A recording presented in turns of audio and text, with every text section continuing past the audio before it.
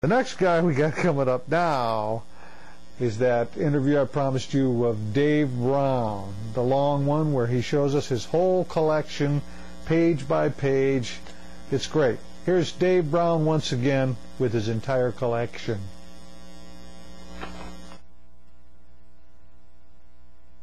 Here we are once again. We're still at the show, and we're interviewing the notable collectors that all of you have heard, and you've read stories about them. You've seen their fine sets in all the books. Dave Brown. Hi, you've everybody. seen his sets. He's got impeccable sets. He's going to tell us a little bit about them. We were inside looking. We were just astounded at his book. Well, he's going to tell us how he came by some of those sets and just some of the particulars about them. Let's see what we got here. Okay. Here's some that you've seen. This is really something that I drool over, and I think he did probably when he found this. Tell us about this set. Well, basically it's a Slingerland dual set made in 1934. And what's quite special about the dual sets, that initially when the kits were brand new, Ludwig took Slingerland to court because Slingerland infringed on Ludwig's copyright for the actual strainer mechanism, basically stealing Ludwig and Ludwig's idea of a parallel strainer. It was basically it was Ludwig and Ludwig's idea that Slingerland stole. Ludwig took Slingerland to court. Slingerland lost the case, hence there are only half a dozen of these drums in existence. And luckily enough to own the only existing set. There are 6 snare drums known up to press, and I say this is the only known set. How did you come by this set? This drum I found in Chicago in 1998. It cost me $2,200 then, and its current value now is in excess of $25,000 to $30,000. So what an incredible markup! I mean, these types of sets can really be an investment if you get up to that level. Now, a lot of us are at a lower level. Today from Mike Corrado. From Mike Corrado, I bought a 6.5 Slingerland tone flange fancher drum, and I'm going to put that on one of the sets and then maybe sell a 5-inch to recoup some of the money that I've spent buying the 6.5. Well, the 6.5 is by far the deepest drum, and it's the hardest Slingerland size to get. So hence, trying to get hold of one. Now, when they talk about a fancher model, is that just mean it has a tone flange, or what, No. what makes it a fancher model? The difference between the fancher model and the regular Slingerland model is the badge. It says Slingerland over the top, and instead of saying Chicago Ill at the bottom, it says Fancher model. Okay. Fancher, as far as we know, the guy's name was Frank Fancher. He was a rudimentary drummer in the 20s. He was an endorser for Ludwig and Ludwig. He was also an endorser for Slingerland. But the only known Fancher drums in any catalogue were in the Ludwig and Ludwig catalogue and the Slingerland catalogue, but no 5 or 6-inch drums, only marching drums. That's why when you see the Fancher models, the Fancher badge on any of the other drums, they're quite hard to get hold of. I see.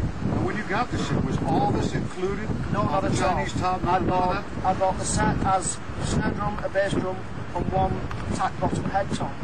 I later found the matching trap table and all the accessories have been got over the years. Now, on the trap table, did you put this matching inlay, the matching pearl there? Or did they I come was that lucky way? enough to find this exactly as you And see it it in matched. the photograph. It was perfect. Isn't that something, to find that It was separate perfect. from the set and have it match? I found the trap table first, had that at home, and then I bought the sea green set from Bunny 3 years ago. Okay, now I do remember them. Everybody was talking about that particular set. The year that Bunny brought that set, it's I don't know if it's in one of the videos, but beautiful set. It turns out you're the guy that ended up with it.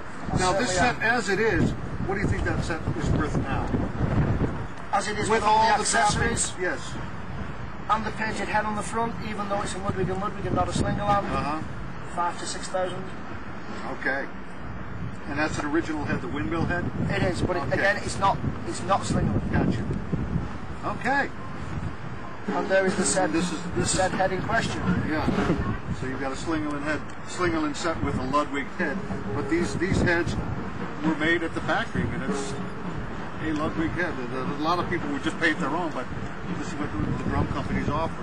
What else do we have? What else do we have? A Slingerland late 40s, early 50s blue marine pearl set with wooden hoops on the floor tom, and wooden hoops on the 9x13, but aluminium hoop on the bottom of the snare drum, and a nickel over brass hoop on the top. this is quite a unique finish, and it's quite a unique kit because there's not many of the sets about. Even though it's a wartime set, everything about the wartime drum says that there's no metal because of the 10% law. Right. But I've found over the experience of coming to Chicago for the last 10 years, I've seen various wartime bomber sets. Some of them have a lot of metal, some of them don't have very much metal. So all the collectors that I've spoken to about this seem to be of the same opinion, that the drums with a lot of metal on them are at the start of the war, when the demand for metal wasn't that great. But towards the end of the war, when the metal was needed for other things as planes, tanks, etc., etc., then the metal got less and less and less, and the 10% law was in force a lot more.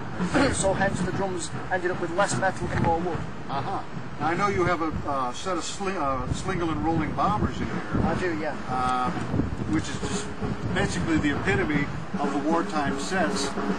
Out of all of them that were made, all the companies had wartime sets, right? Every company had their own. They have their own version, but Slingerland was, I think, the most recognizable, probably the most popular, don't you think? I think they were all popular. Yeah? I think they were all popular. Maybe Slingerland was one of the biggest companies, as well as Ludwig and Gretsch. And certainly, I don't know what drums, in what quantities they were sold, but the sets are out in fabulous condition, and few and far between.